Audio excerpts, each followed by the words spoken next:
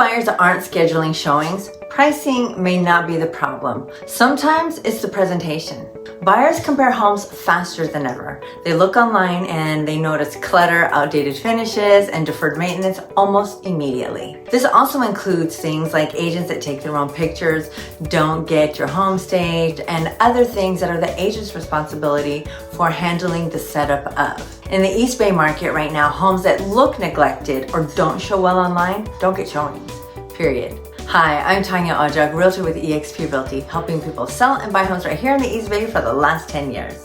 Here's what I see. A seller lists at the right price, but the house has dated furniture, the walls haven't been painted in 10 years, or there's mail piled on the counter. Buyers scroll past these homes in seconds.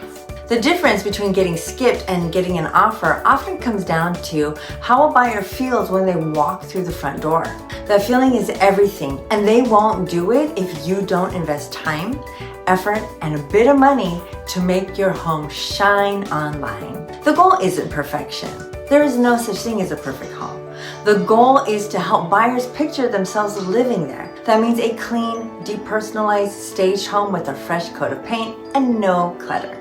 A home that says, I've cared for this place. I've walked into homes priced perfectly that sat for months because the presentation killed the momentum. I walked into homes slightly overpriced that sold in 2 weeks because they felt like a home someone actually wanted to move into.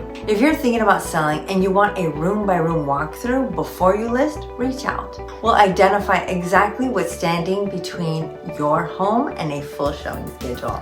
I'm Tanja Odzak, and I sold over $95 million worth of homes and have a decade of experience. Reach out to me today and message me presentation below. And let's get you positioned to sell.